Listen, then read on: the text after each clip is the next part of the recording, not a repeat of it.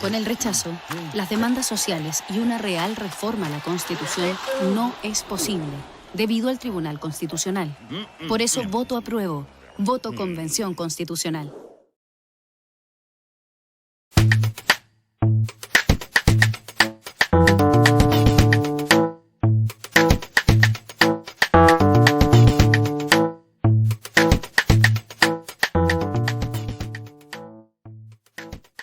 Iniciando nuestro programa Sintonía Maestra, correspondiente a este día de hoy, sábado, 10 de octubre ya, un saludo muy afectuoso, cordial a todos los profesores, profesoras, a los asistentes de la educación, a los auxiliares, a todas las personas, a la gente de los equipos PIE, a todas las duplas psicosociales, etcétera, a todas las personas del mundo de la educación que nos acompañan sábado a sábado y que siguen este programa organizado y producido por el Movimiento Pedagógico y Gremial Manuel Guerrero Ceballos.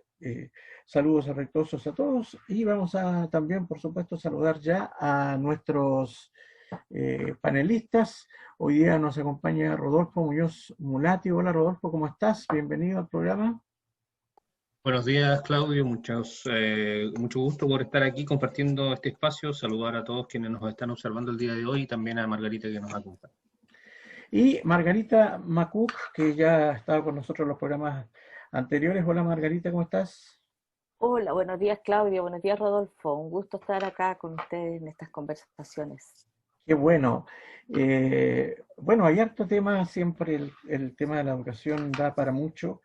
Así es que vamos a recordar cuál es la estructura de nuestro programa. Lo vamos a dividir en dos bloques. En el primer bloque vamos a estar conversando sobre el tema de educación a nivel local, a nivel regional, a nivel nacional, particularmente lo que ocurre hoy día en tiempos de pandemia. Y también vamos a de ahí ir a un tema musical y en el segundo bloque ya vamos a estar hablando sobre educación y nueva constitución.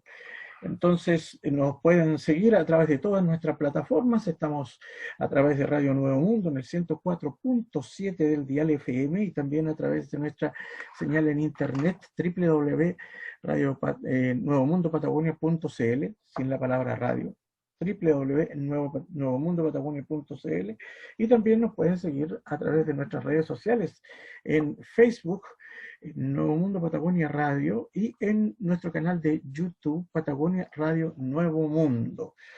Dadas las coordenadas, estamos listos y dispuestos para comenzar a conversar hoy día entonces.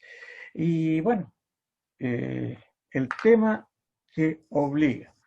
La semana pasada no pudimos estar con ustedes, pero creo que es importante darle algún tiempo para analizar cuál es la verdadera razón por la cual el Ministerio de Educación, particularmente el ministro, insiste en esta ya bochornosa actitud tanto majadera y también, yo diría, porfiada, de pese a que todos los estudios, incluso las consultas que se han hecho en el plano de consultar a los apoderados, a los propios estudiantes, muestran que los miembros de las comunidades educativas, los profesores, por supuesto, nosotros conocemos la postura del Colegio de Profesores, que se han trabado en una pelea frontal con el ministro,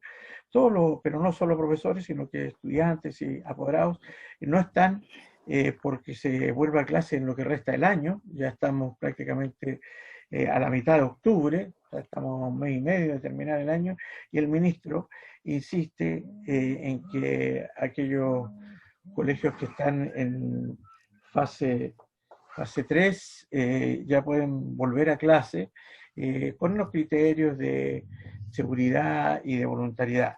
Pero esto le ha traído grandes costos políticos, como la tremenda parafernalia que hicieron hace un par de semanas en la comuna de Pirque, en Santiago, donde al final, obviamente, Llegaron muchos periodistas, estaban todos los matinales, estaban todas las autoridades, estaba el ministro, pero no llegó ningún estudiante. Y en toda la comuna no llegaron más de 20 estudiantes. Aprovechando que está con nosotros Rodolfo, y él nos puede contar también la realidad en este sector, que esta medida está así orientada, no se dice, pero está orientada principalmente a los colegios particulares y particulares subvencionados, ¿no? Cuando se habla de la vuelta a clases, se vuelca la mirada más en ellos que en los colegios municipales, que sabemos que las condiciones son muy complejas para volver a clase. Margarita. Hola, buenos días. Mira, la verdad es que esto ha sido una desastrosa implementación de una política del Ministerio de Educación. La verdad que el ministro cada vez raya más en la falta de conocimiento. Yo creo que aquí hay un tema importante que tiene que ver con la falta de experticia en el tema, la falta de preparación y también la falta de humildad para asesorarse como corresponde y sobre todo escuchar a los gremios. Al gremio de colegio de profesores se ha enfrascado en una disputa. Y yo he leído algunas entrevistas y he escuchado también que él agrede sistemáticamente, descalifica al colegio de profesores. Entonces, no recoge las posibles visiones que tiene el colegio de profesores, que está más cercano a la realidad que cualquier otro.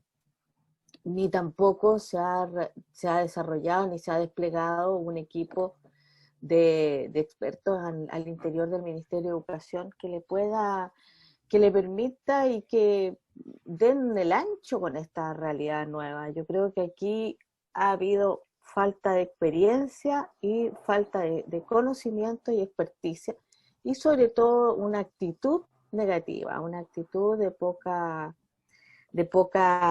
muy similar a la de la ministra, por lo demás, como la indolente, como le decían.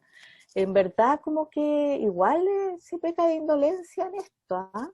Que si hubiera que hacerle de nuevo el poema que le hizo la colega a la ministra, sería igualmente el indolente, porque no está considerando la salud, la vida, ni de los estudiantes, ni de los trabajadores de la educación, y está obsesionado con volver a la sala de clase. Entonces, eso, y además lo absurdo, terriblemente absurdo, es que en el caso de los cuartos medios, queda 1 mes y medio de clase. O sea, porque los cuartos medios terminan a mediados de noviembre.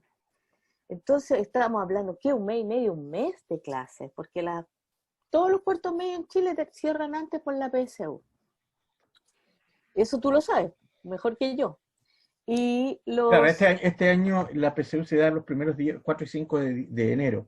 Por lo tanto, los cuartos medios tendrían que tener cerrado su proceso a fines de noviembre, efectivamente, que es 1 mes y medio. Es a fines de noviembre, porque tienen que enviar las actas al ministerio, las notas. El 16 tienen que estar cerradas las actas. 16 de diciembre. El 16 de diciembre, imagínate. Y quieren volver por 2 meses. Por 2 meses, ¿qué sentido tiene? ¿Por qué no se sientan tranquilamente y deciden, ya, hicimos el año prácticamente virtual? ¿Qué impacto va a tener 2 meses de presencialidad en el proceso formativo? Lo mejor, yo diría hoy día, si realmente tuviera seriedad el asunto, lo razonable sería decir, de 10 meses tuvimos 8, en clases virtuales tenemos que hacer una evaluación virtual, tenemos que cerrar un semestre de manera virtual, porque tiene que ser coherente el método de evaluación con la estrategia didáctica. Entonces ellos van a hacer ahora 2 meses que son prácticamente de pruebas, ¿no? Todos sabemos que los últimos meses son prácticamente de puras evaluaciones. Entonces, ¿cuál es el sentido de volver? Yo creo que esto es un gallito, esto es quieren utilizar a la educación como una evidencia de no recuperación de la normalidad, para que en el fondo la inversión de este país, el sistema productivo, lo que en realidad son los grandes empresarios, tengan señales de normalidad para que puedan recuperar sus ganancias. Yo creo que en el fondo es eso, nada más que eso, están usando a la educación como un medio. Eso, yo lo Sí. diría. Y detrás, lo hemos conversado también ya en otros programas, está esta concepción, en el fondo, de que yo creo que nosotros como profesionales de la educación debemos rebatir la idea que hay detrás de entender los colegios y a los funcionarios que trabajan en los colegios, primero los colegios como guarderías para que efectivamente puedan los trabajadores, las madres y los padres puedan volver a trabajar, se les cuida a los hijos en los colegios y se pueda reactivar la economía.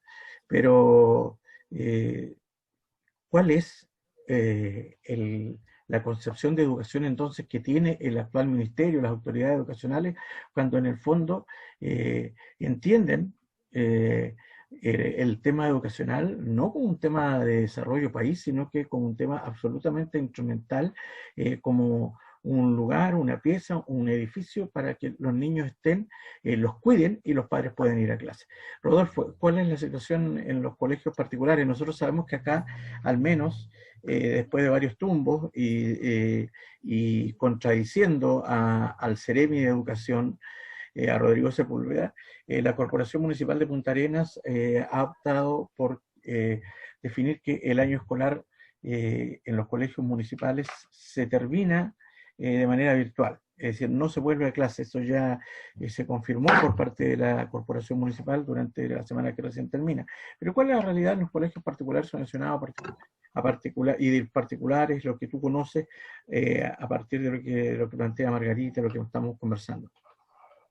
A mí me parece que este último periodo pandémico, hablo en particular de este último año completo, ha sido bien revelador para las experiencias de colegios particulares subvencionados y particulares, en tanto nos ha mostrado cuáles son las reales dificultades de los procesos educativos dependientes del sistema de copago. Hay, evidentemente, los primeros meses de este año hubo un ajuste pensado no tanto en la calidad educativa que se está entregando en los establecimientos, pensado no tanto en cuáles eran los objetivos curriculares que habían propuesto el ministerio, ni cuáles eran las mejores opciones que los alumnos tenían para poder desarrollar la completitud de los contenidos, sino ni siquiera pensando tampoco en la salud mental de quienes están transitando por periodos bien complejos en un inicio. A mí me gustaría traer a la memoria cómo es que todo esto comenzó y la serie de improvisaciones que hubo por parte del ministerio, primero proponiendo un adelanto de las vacaciones de invierno, después volviendo a reiterar una situación de vacaciones de invierno cuando apenas llevábamos un mes de clase, entonces se interrumpió todos los esfuerzos que se estaban haciendo por tratar de llevar adelante los procesos educativos quedaron interrumpidos de facto, y eso evidentemente perjudicó el avance que se había tenido hasta ese momento. Bueno, todas esas situaciones finalmente no resultaron ser tan relevantes como el pago de la educación. Yo creo que quienes trabajamos en educación particular subvencionada y en particular, nos queda tremendamente clara la importancia de la educación pública en estos contextos. En tanto, los apoderados tienen un rol preponderante en el pago del concepto educativo y por tanto en el pago de los sueldos de los funcionarios de los establecimientos. Y lamentablemente eso ha dado pie a situaciones desiguales en los distintos tipos de establecimientos. Yo creo que si hoy hay personal que está sobreexplotado en sus funciones, son precisamente aquellos que trabajan en colegios particulares porque dependen exclusivamente del pago de las mensualidades de los apoderados. Y eso es sin duda un incentivo perverso, toda vez que si es que ellos no, si es que los apoderados deciden no pagar la mensualidad, los trabajadores dejan de percibir los montos de los sueldos. Es así de crítica la situación. Por lo tanto, el apoderado está, lo quiera o no, o el sostenedor también está, lo quiera o no, en una situación de completo dominio respecto de lo que los profesores tienen que hacer. En el caso de los colegios particulares subvencionados, pasa un poco lo mismo. Existe un aporte estatal, pero ese aporte estatal no logra cubrir la totalidad de los gastos que tiene un establecimiento.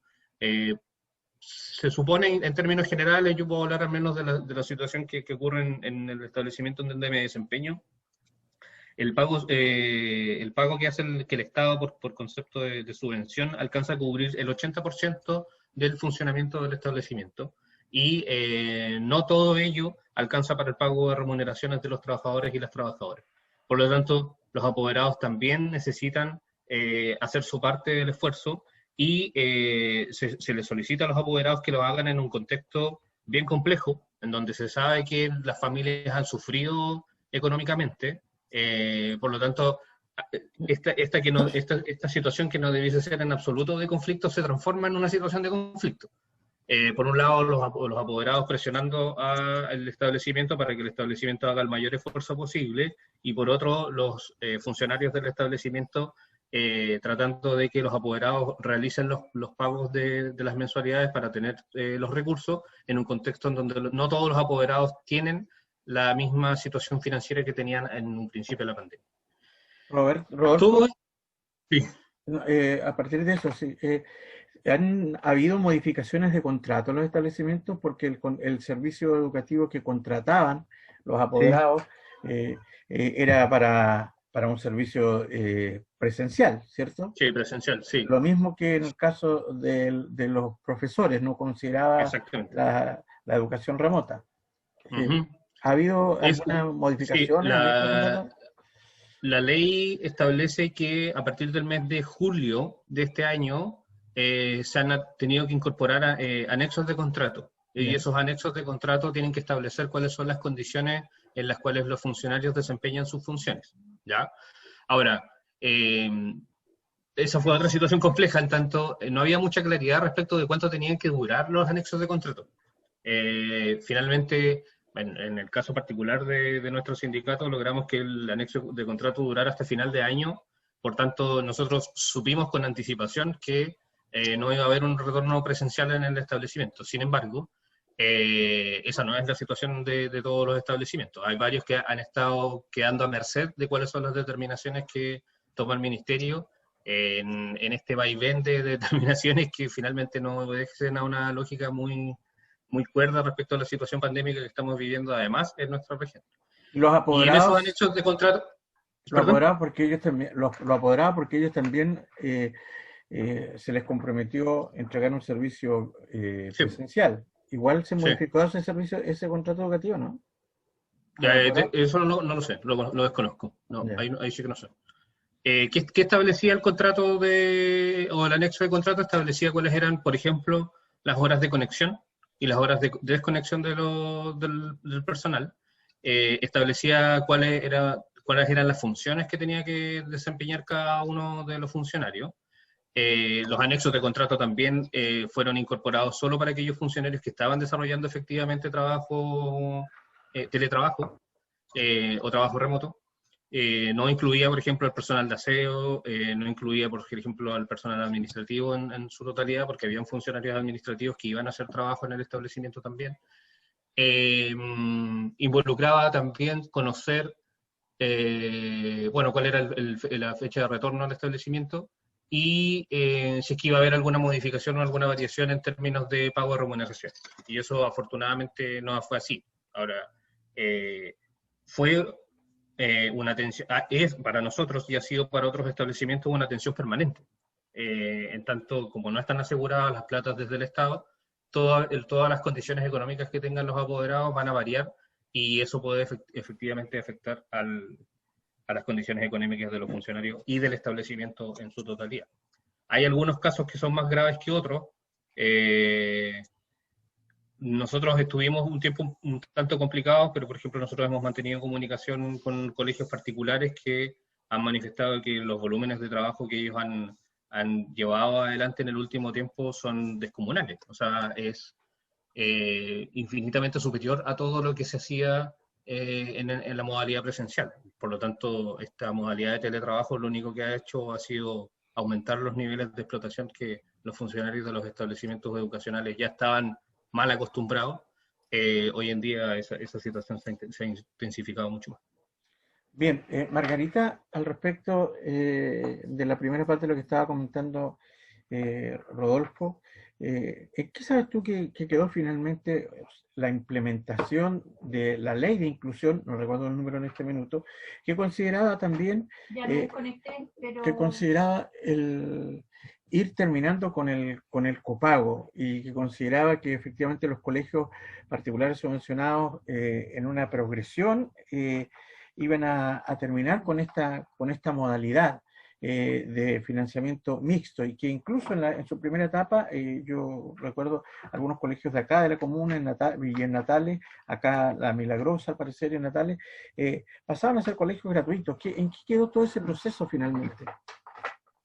Mira, justamente estaba pensando en eso cuando Rodolfo hablaba. Esto era una disminución progresiva de la mensualidad del copago de la familia. Y ya eso significó que en aquellas escuelas como las que tú mencionas en Natales ya no haya copago, porque al haber un monto de copago muy menor de los apoderados, esta primera medida, el primer año, inmediatamente los dejaba en situación de gratuidad, porque el copago era bajo. Pero y aquí en La Milagrosa también inmediatamente pasó a gratuidad porque el Estado cubrió el copago de todas las familias. En aquellos establecimientos que el copago era más alto, el Estado iba a ir cubriendo año a año un porcentaje de ese copago hasta que quedara en copago cero, aproximadamente en las escuelas y los liceos. Entonces, ya han pasado hartos años desde la implementación de la ley de inclusión. Bueno, de partida podríamos contar que el 2017, ya el 2016 ya hubo un copago cero en algunas escuelas, el 2017 disminución en todo Chile, 2018, 2019, 2020. Entonces, ya llevamos 5 años de disminución del copago de la familia. Y yo creo que acá hay argumentos que de pronto se usan mañosamente. Yo diría que el copago hoy día de la familia es mínimo o es muy bajo, no lo sé. Tendríamos que tener, porque es una ley que el Estado vaya aumentando anualmente el aporte estatal por cada familia para la educación de cada familia. Y bueno, justamente tendríamos que tener un informe de esta situación. Yo me imagino que la Secretaría de Educación lo tienen, de cuánto efectivamente hoy día está pagando cada familia por su hijo. Eso no lo sé, no lo desconozco, pero creo que lo podríamos conseguir para el próximo programa, porque es interesante y es saber efectivamente cuánto está recibiendo el establecimiento desde el Estado con esta nueva ley, porque sabemos que si esta nueva ley no hubiera existido hoy día, el establecimiento estaría en claro riesgo, porque se sostenían principalmente por el copago de la familia. Ahora, recordar que de todos modos el colegio recibe la subvención y complementa con el copago familiar. O sea, la subvención por estudiante siempre ha sido la misma que la subvención que se recibe en los colegios municipales.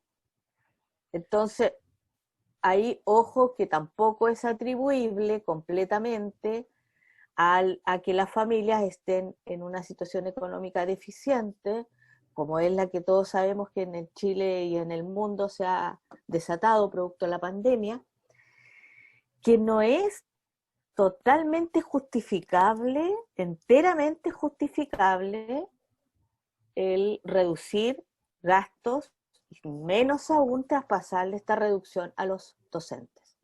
Yo creo que aquí hay que tener las cuentas súper claras, debiéramos saber efectivamente, porque los colegios están recibiendo religiosamente desde el Estado la plata que siempre han recibido.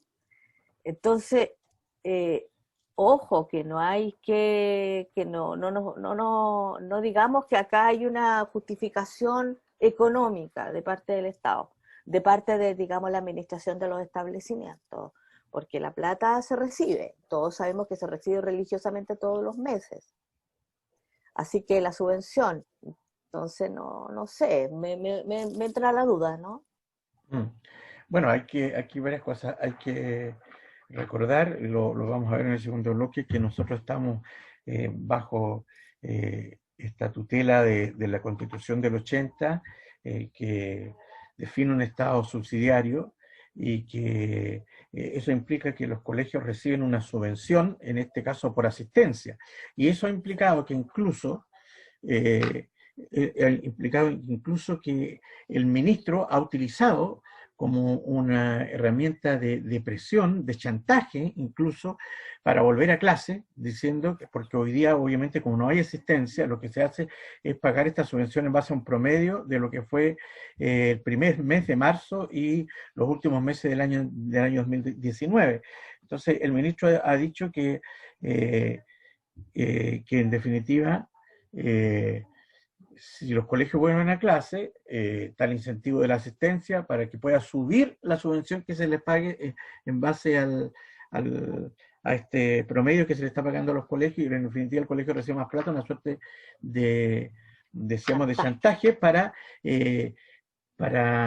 presionar a que los colegios vuelvan a clase. Nada de esto ocurriría si efectivamente la educación tuviera otra concepción en el marco de la nueva Constitución, como vamos a conversar. Pero volvamos al tema que estamos... Además que históricamente el porcentaje que paga el ministerio es de 90%, 89-90%, nunca ha sido más, nunca ha sido el 100%.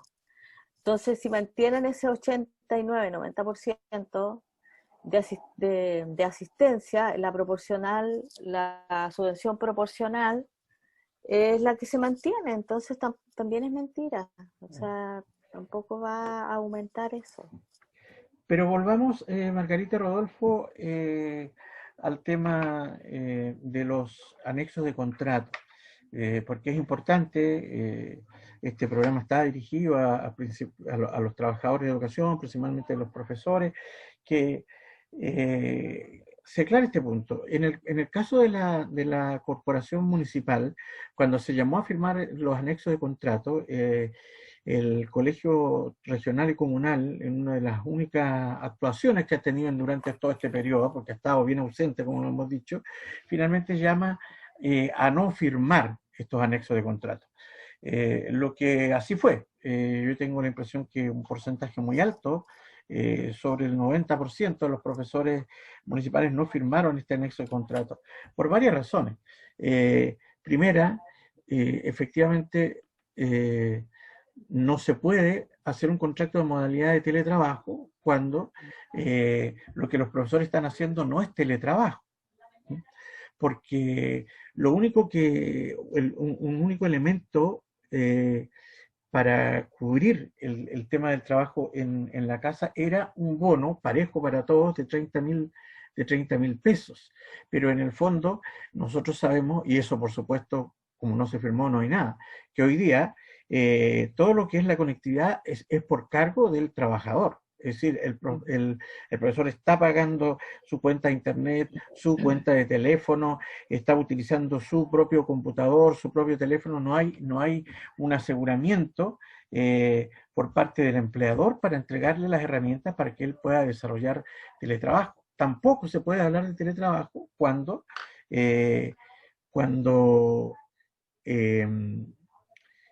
no hay ningún resguardo desde el punto de vista de la seguridad laboral si el trabajador tiene algún accidente del trabajo en horas laborales, ¿no? Porque además se establecen horas de conexión, claro, mínimas y máximas, y horas de desconexión, pero no se establece un horario de trabajo. como está establecido en el tiempo de la presencialidad. Así que si hay algún accidente, las mutuales no cubren ese accidente de trabajo si ocurre en la casa.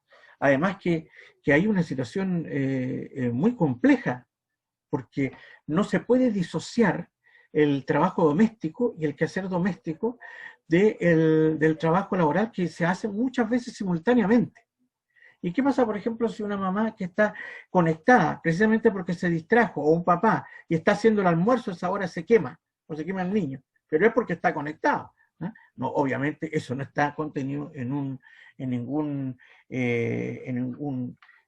anexo de contrato de teletrabajo. Otro elemento muy complejo que estaba considerado en el anexo de contrato al menos de la corporación municipal, es que facultaba a los equipos directivos para que vayan a supervisar a los hogares, si los trabajadores estaban cumpliendo o no estaban cumpliendo con sus funciones.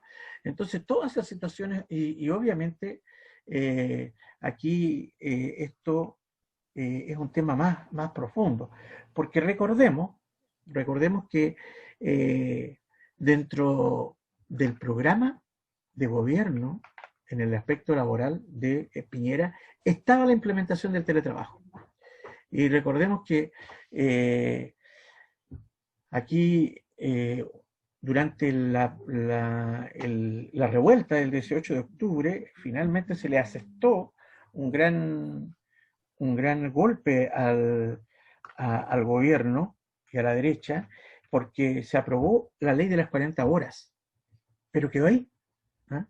Y tal como decía Rodolfo, el tema del teletrabajo es una nebulosa, donde en definitiva el trabajo finalmente se desarrolla desde la casa, con todas las complicaciones que ello implica, con todos los cruces que ello implica. Nosotros hoy día incluso el trabajo está transgrediendo la ley en que se invade la privacidad de los hogares. Se invade la privacidad de los hogares. Nosotros conocemos y lo que ocurre con los estudiantes, al menos en el caso de los estudiantes municipales, es mucho más dramático. Los estudiantes, los pocos que se pueden conectar, y esto pasa en la universidad igual, muchos, o sea, la mayoría, casi el 100% se conecta sin video, porque en el caso de los adolescentes les da vergüenza mostrar sus modestos hogares, donde trabajan.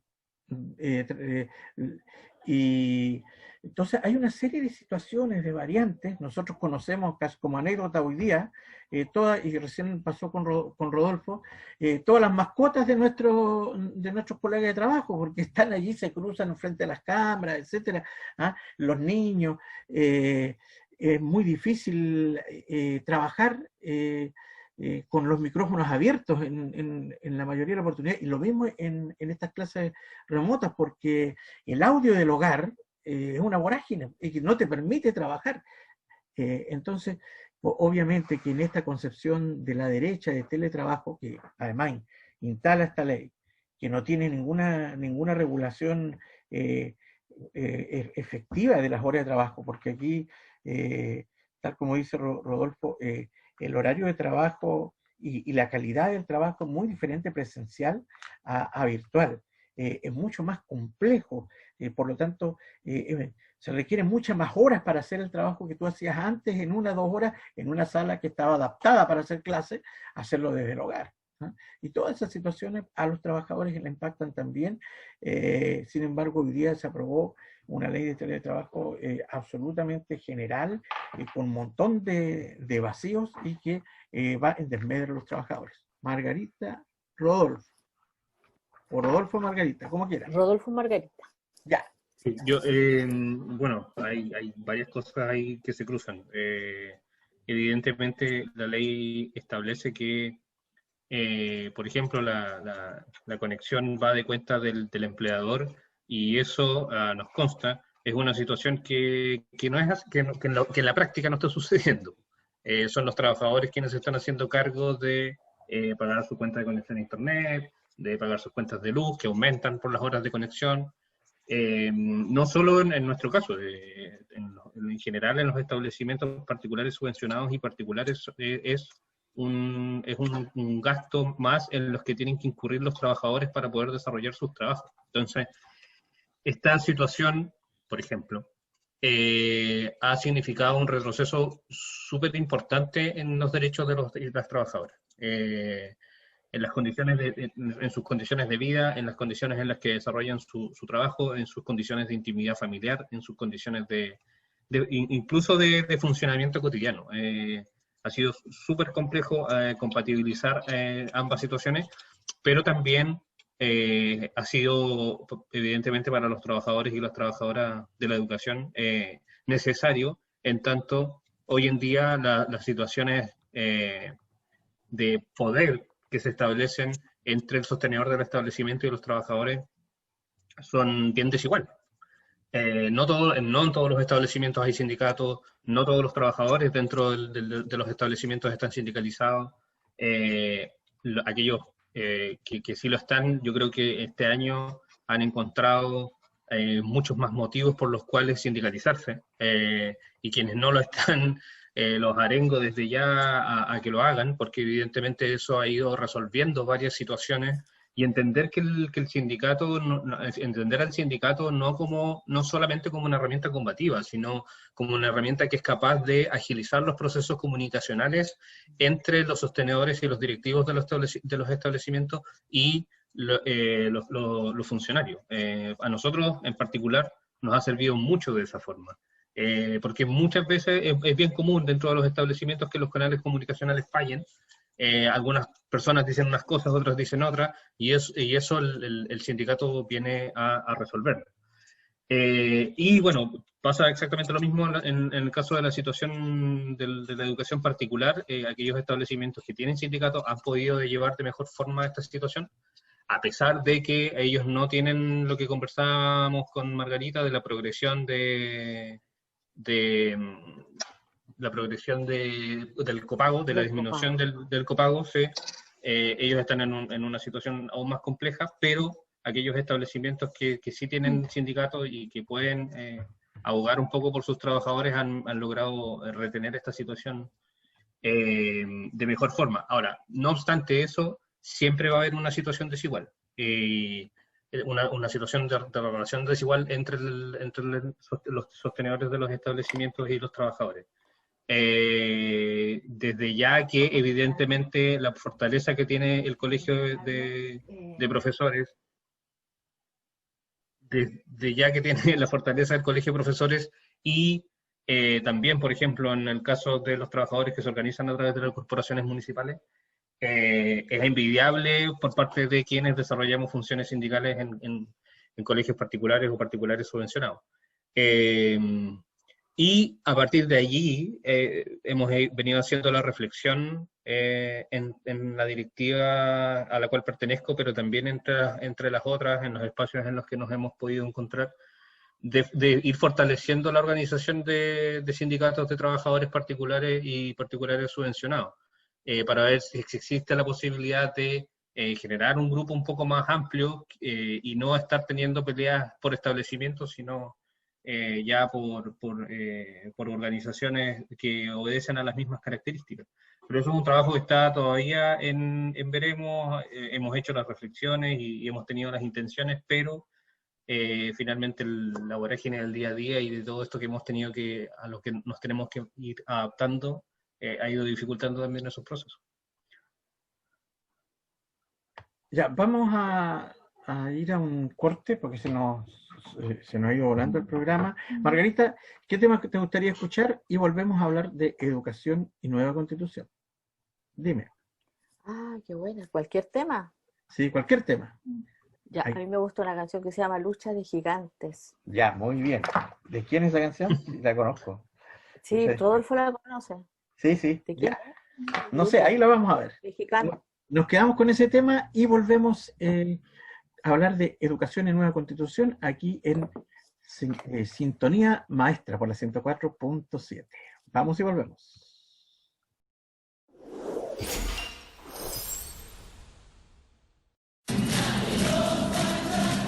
Creo que hay cosas que los fachos nunca van a entender. Por ejemplo, el amor que tenemos para el perro matapaco. Eso para ellos es un quiltro nomás, para nosotros es un compañero.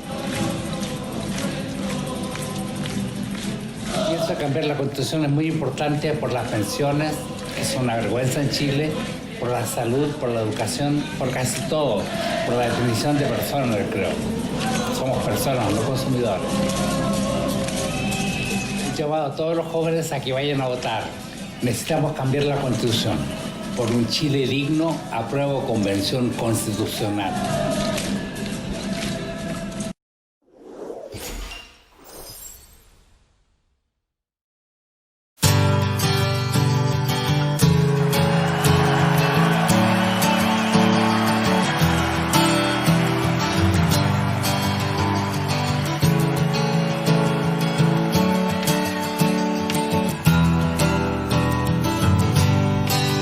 Lucha de gigantes convierte el aire en gas natural. Un duelo salvaje advierte lo cerca que ando de entrar en un mundo descomunal. Siento mi fragilidad.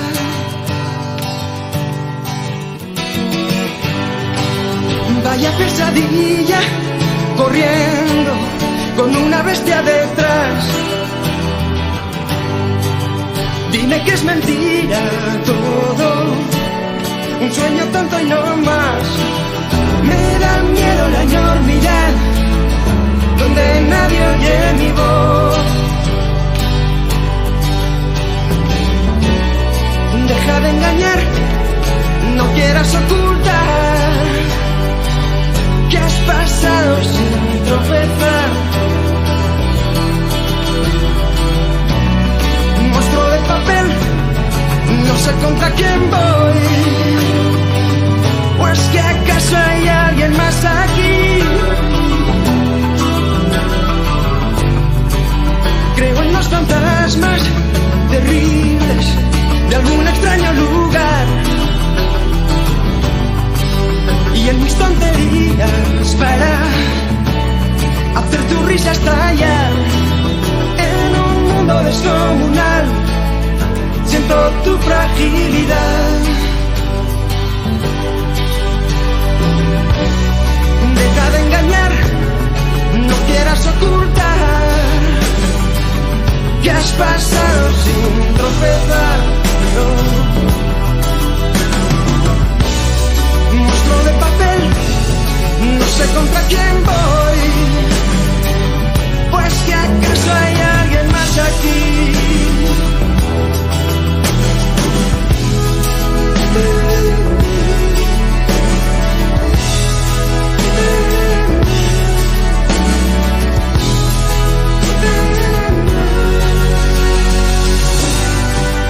Deja que pasemos sin miedo.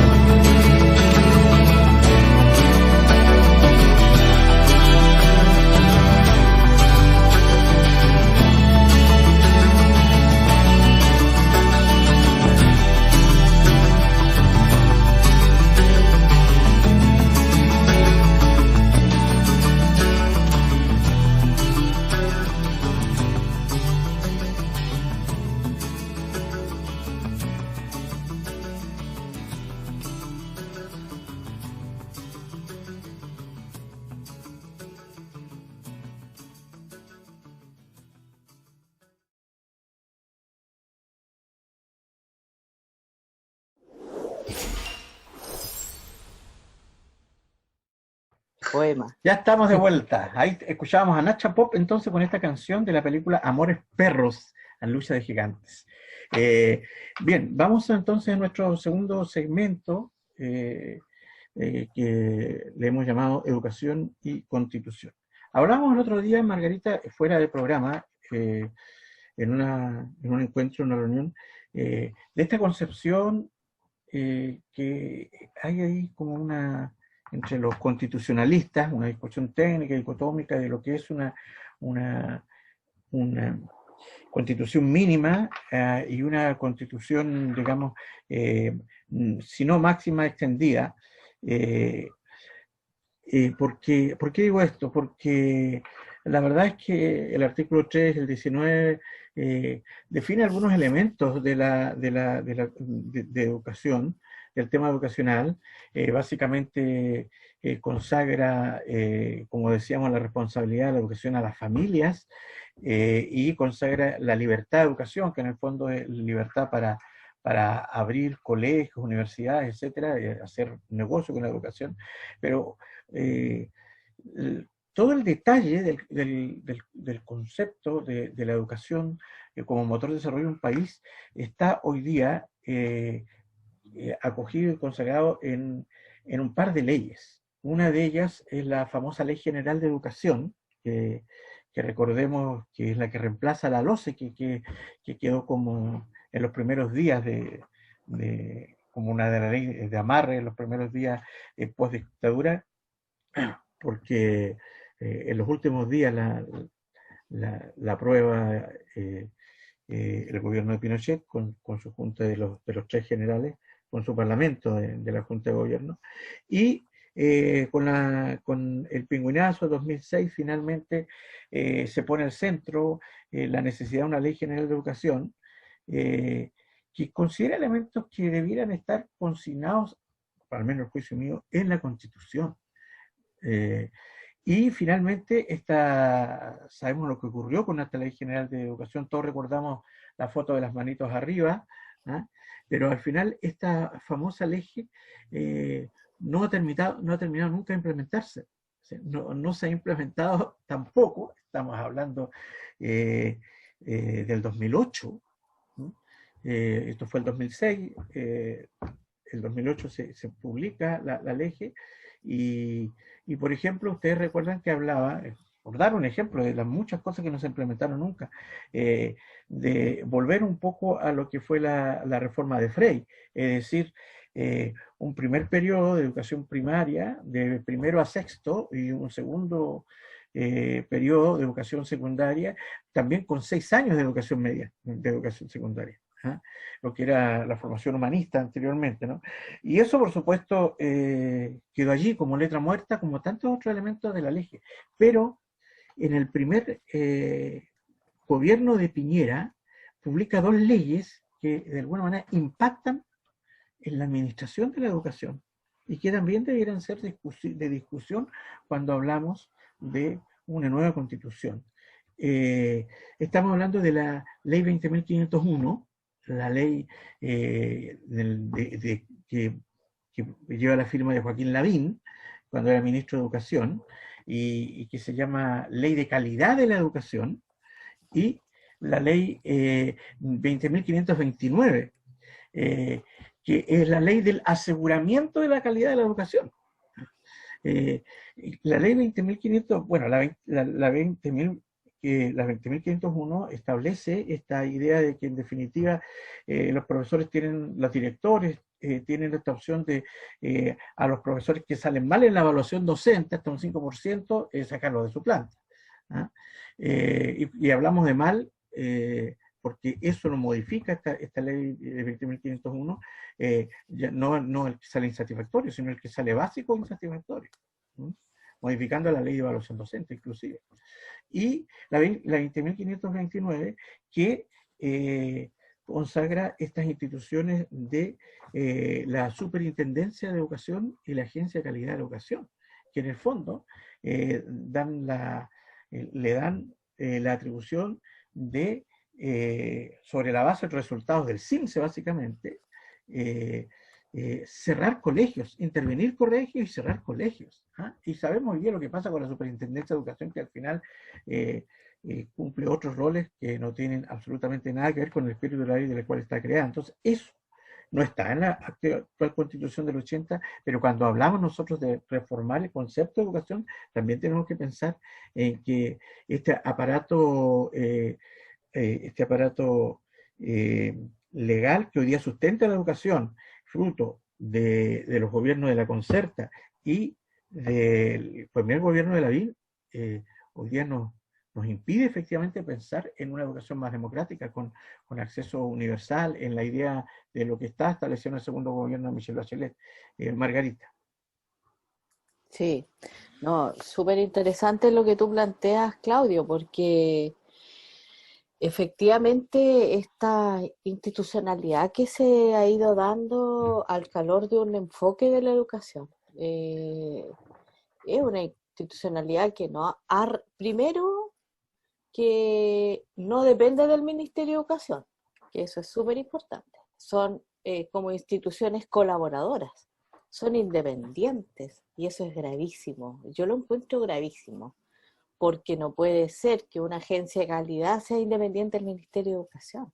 En el fondo son organismos externos que están regulando el quehacer del Ministerio de Educación y que finalmente terminaron siendo, más que reguladores, que grave ya, creo que terminaron siendo los orientadores de las políticas educacionales, porque el ministerio va detrás tratando de alcanzar esto que tú dices, estos indicadores de calidad numéricos, que son los resultados PROACIPSE. Recordemos también que en su momento Piñera, el primer gobierno de Piñera puso los semáforos, ¿te acuerdas tú? Que esa fue la versión más cruda de la implementación de este enfoque de calidad numérico, cuantitativo, cuando pone el semáforo para poner en cada escuela si era rojo, verde, si O amarillo. estaba bien o Claro. amarillo, que era Claro, horroroso. ahora solo que le puso 4 luces nomás la ley de 20.521, porque es bajo, medio y alto. Exactamente.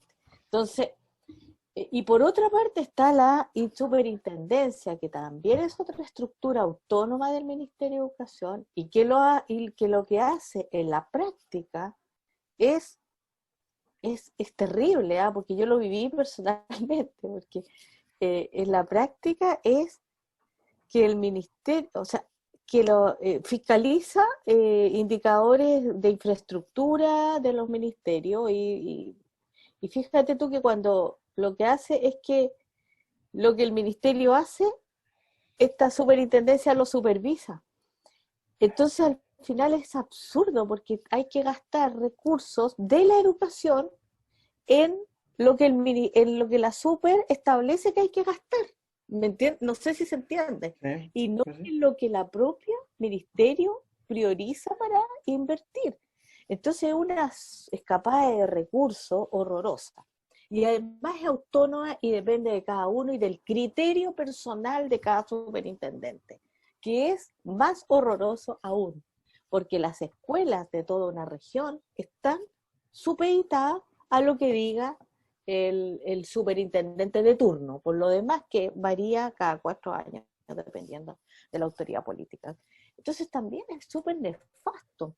Bueno, esa es una primera consecuencia. Yo creo que finalmente la Constitución, al tener un enfoque de calidad distinto, al ser explícito, como decíamos, y no ser una Constitución mínima, dejar estas vaguedades, estas amplitudes a resguardo del poder legislativo, que eso es lo que yo encuentro más grave aún, porque resultará entonces que cada cambio, cada transformación que se quiera hacer para mejorar los recursos para la educación pública, por ejemplo, para resguardar la educación subvencionada, los derechos de los trabajadores, va a tener que ser un proyecto de ley que pase por todos los pasos que tenemos en nuestro Parlamento, que es tremendamente, que consagra la burocracia y que puede quedar dormido eternamente. Entonces, al resguardarlo en la Constitución explícitamente, poner estas manifestaciones de voluntad de la educación que permitan implementar la educación como un derecho. Y no solo la educación como un derecho, sino la educación de calidad como un derecho. Y al poner este tipo de expresiones en la Constitución, nosotros vamos a exigir y presionar al Estado para que incurra en inconstitucionalidad si no lo cumple. Entonces le da herramientas al pueblo, a la comunidad organizada, para presionar al Estado, al gobierno, para que efectivamente cumpla con la Constitución. Por eso que es tan importante, si no tenemos estos parámetros explicitados en la nueva Constitución, nosotros vamos a tener más de lo mismo, y ya probamos el camino de hacer los cambios a través de los poderes legislativos. Como te comentaba, no sé si en el programa pasado o en otro momento, fue necesario 29 proyectos de ley para hacer las modificaciones que se hicieron a la educación pública en los 4 años de la Bachelet. 4 años se requirieron para hacer cambios que por lo demás para algunos fueron menores, que todavía hay que hacer más cambios, porque no dimos gratuidad 100%. Porque justamente en la Constitución hubo ¿te acuerdas tú que hubo una de la, ¿cómo se llama este órgano que supervisa la Constitución, que hay que eliminarlo de una vez por Tribunal Constitucional, el TC. El Tribunal Constitucional hizo un reclamo por la ley de gratuidad para la educación superior y exigió que también a los institutos privados se les diera la posibilidad de gratuidad. ¿Te acuerdas? Sí. Cuando era la educación técnico profesional. Uh-huh. Por lo tanto, y se le tuvo que dar gratuidad también al INACAP, a DUOC y a todos esos. ¿Te acuerdas? Sí, sí. Que hubo esa pugna precisamente porque la Constitución no establece la obligatoriedad de la gratuidad de la educación superior. Lo que dice es que el Estado dice algo así como promoverá que el fortalecimiento de la educación en todos sus niveles. Entonces hay verbos que son usados muy inteligentemente por el que hizo esta Constitución, que fue, todos sabemos, Jaime Guzmán, en donde el uso del lenguaje es muy inteligente, pero inteligentemente perverso. Nosotros sabemos que el lenguaje se puede usar con buenas y malas intenciones, y acá se utilizó muy bien, pero con malas intenciones. Dice, por ejemplo, fomentar el desarrollo de la educación en todos sus niveles. Eso fomentar es nada, ¿te fijas? Fomentar es ¿qué? Pero no dice financiar, ni dice resguardar, ni dice asegurar, ni dice garantizar en ningún momento. Y por otra parte, un tema que también es importante, Claudio, hablarlo en términos de la Constitución y la educación. Hemos visto recientemente, la última semana, la disminución del presupuesto para investigación y tecnología.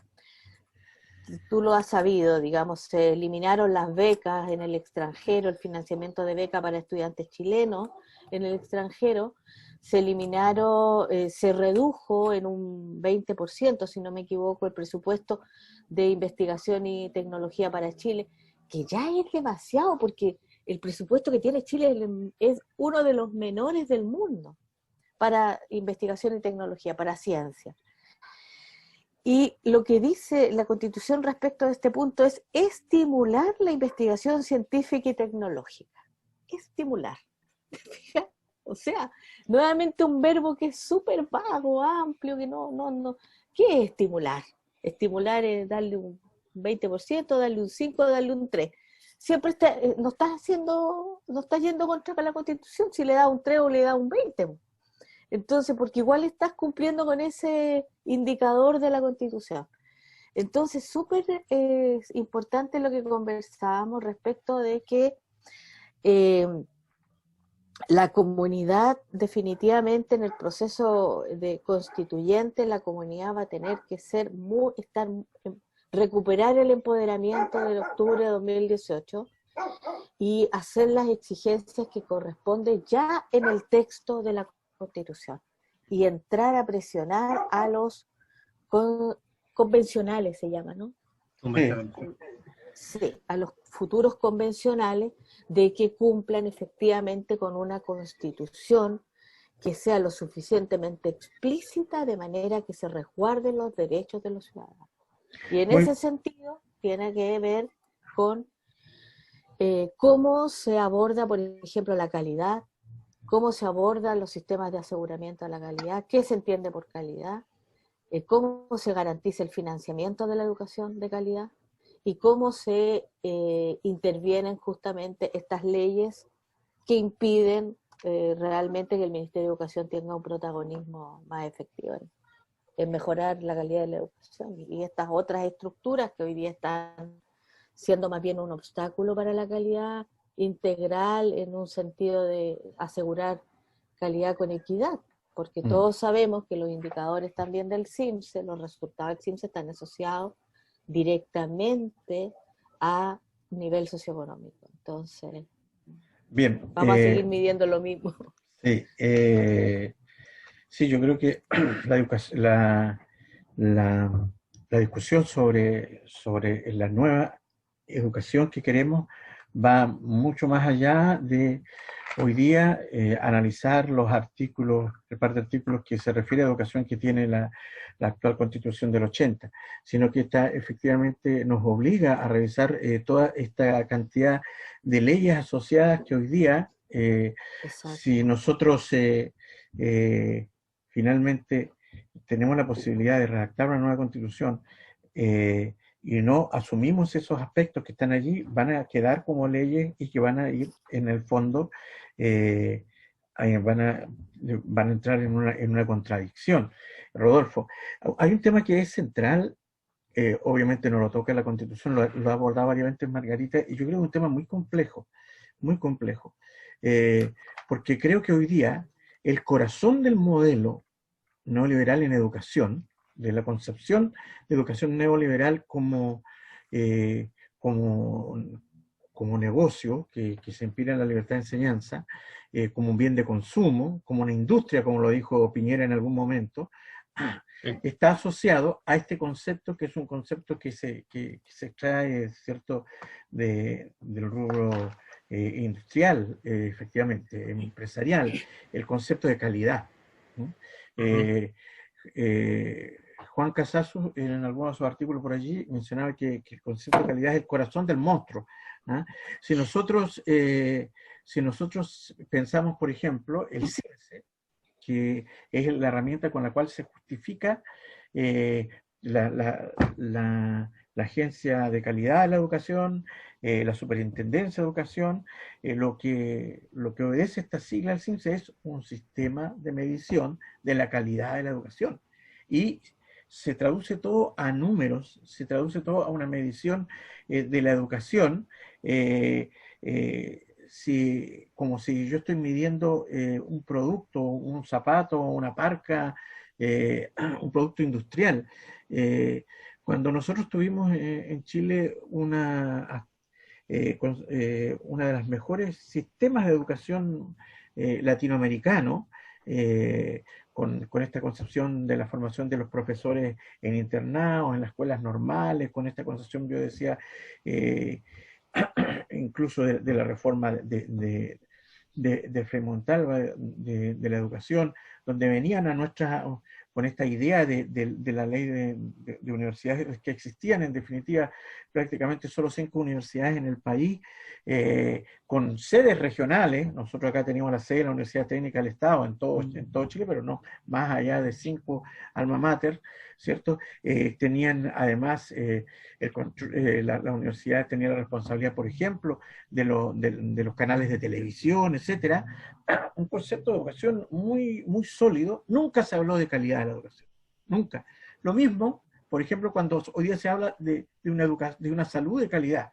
Nosotros, si hoy día hemos resguardado y aguantado algo en Chile el tema del coronavirus, porque todavía el Sistema Nacional de Salud trae ese vuelito de lo que venía de la Constitución del 25, que venía de antes. El Servicio Nacional de Salud. Todavía existe el Servicio Nacional de Salud, y eso es lo que de alguna manera ha logrado mantener y enfrentar en buena medida esta pandemia. Pero en ningún lado se habla tampoco de calidad de la salud. Entonces hay que tener cuidado también con estos conceptos hoy día, si nosotros lo dejamos incorporado en una constitución, porque si no se define bien, da para mucho. Lo que pasa es que hay, bueno, como tú bien dices, lamentablemente hay un desmantelamiento progresivo de todo lo que se venía haciendo en términos educativos, y que culmina lamentablemente, como todo lo que ha pasado y todo por lo que se ha peleado en el último tiempo, culmina con la dictadura. No hay que olvidar que en el gobierno del compañero Salvador Allende también existía un proyecto que se llamaba el proyecto de la Escuela Nacional Unificada, que recogía también esta tradición de entender la educación como un derecho humano. No logró implementarse, no se alcanzó a implementarse. Quedó como proyecto. No se alcanzó, no, claro, sí, no se alcanzó a implementar, exacto. Pero que incorporaba esta apreciación de la educación como un derecho humano, como algo de lo que debiese gozar cada uno y cada una de las personas que viven en este país. La dictadura significa un desmantelamiento de todo lo anterior y volcarnos a comprender cada uno de los ámbitos de la vida del ser humano como algo que se puede consumir. Y en ese sentido la educación también entra dentro de los cánones de aquello que puede ser consumido, de aquello que puede ser producido y de aquello que puede ser entendido de acuerdo a los márgenes de calidad. Y de todos los documentos que constantemente a los profesores, a los técnicos, a los asistentes en educación nos hacen revisar y nos hacen leer y que nos hablan de la calidad, nunca hay nada concreto respecto de ello. Finalmente todo el mundo se termina preguntando, bueno, ¿y qué es la calidad? ¿Qué es la calidad educativa? ¿Cómo se mide la calidad educativa? Si lo medimos en términos numéricos, efectivamente está el CIMSE, una herramienta que a juicio personal ya está muerta. Las movilizaciones de los estudiantes secundarios se han encargado en gran medida de cuestionar esto, de ir acabándolo con cada vez mayor fortaleza. Lo mismo sucede con la prueba de la PSU, de selección universitaria, que si ustedes recuerdan, el año pasado ya tuvo su primera estocada, gracias a la movilización de los estudiantes. La PSU el año pasado también murió, y a partir de ahí hay que hacer las modificaciones que correspondan, pero siempre van a nacer nuevos instrumentos en la medida en que la educación sea comprendida, como lo dijo el presidente Piñera, como un bien de consumo, como algo que pueda ser consumido y que puede ser obtenido por medio del pago, y en la medida en que yo obtenga eso por medio del pago, se asegura que aquello que yo estoy revisando es aprendido o es incorporado, y por lo tanto tengo expertise en esa materia. Y eso no es así, no puede ser así. Es recurrente la existencia de cursos, de capacitaciones, de cursos profesionales, cursos técnicos, etcétera, etcétera, etcétera, en donde evidentemente lo que se enseña no tiene que ver con precisamente la expertise, no tiene que ver con aquello con lo cual uno puede desarrollarse en términos de vida.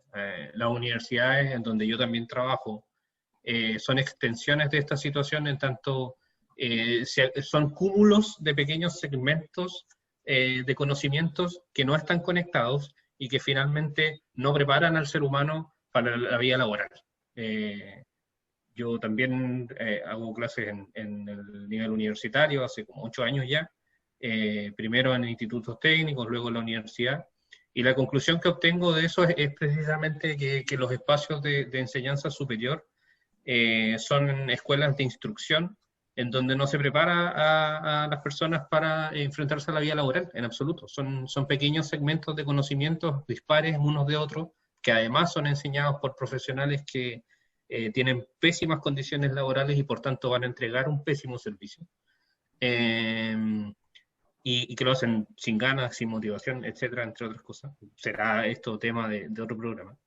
pero que finalmente no logran incorporar en las personas aquello que debiese ser entendido como el aprendizaje. Por lo tanto, menos aún con calidad, en tanto esta no puede ser medida de acuerdo a los criterios que se establecen de acuerdo a lo que es el proceso de enseñanza-aprendizaje. Ahora, a mí me queda la sensación de que los profesores en todo esto, y sobre todo en la discusión de la constituyente, tienen un trabajo, más allá de todo el trabajo que tienen los profesores y las profesoras a diario. Yo creo que tenemos la labor de dar a conocer con claridad, de dar a entender los contenidos de la constituyente con claridad, de generar espacios formativos respecto del proceso constitucional, enseñándolo. Y sobre todo en este, no tanto en el primer proceso, que ya vemos que va a ser, creo yo, avasallador. La victoria, hoy día leía una encuesta, que bien no recuerdo de qué institución era, pero manifestaba que la prueba iba a ganar con cerca del 85%, contra un 15% del rechazo a veces. Lo que sería, sin duda, fenomenal. Pero viene un segundo momento, que es el segundo momento en donde todo el mundo se puede desentender del proceso constitucional y podemos entregarle el proceso constitucional que fue ganado a sangre, sudor y lágrimas por el pueblo de Chile, lo podemos depositar en expertos. Si eso sucede, se acabó el proceso constituyente. No hay una construcción de pueblo soberano en tanto nueva constitución. Por lo tanto, creo yo que si para algo podemos nosotros, los profesores y las profesoras, estar en disposición, es para poder aportar con la enseñanza de este proceso y tratar de motivar a la gente que se involucre en espacios deliberativos, en espacios de información, en espacios opinantes, como sea, pero que se instruyan para que formen parte de este proceso, porque, insisto, no es algo que nosotros podamos abandonar a las manos de los expertos, que en algún momento dijeron que subir 30 pesos en el metro no era una buena determinación, y después de eso, y de un cúmulo de otras cosas más, estalló nuestro país. Bueno, yo creo que con lo que dijo Rodolfo, magistral su cierre, ¿eh? Estamos llegando efectivamente al cierre, chiquillos. No. Le cuento que se nos acabó el programa. Inspirador total.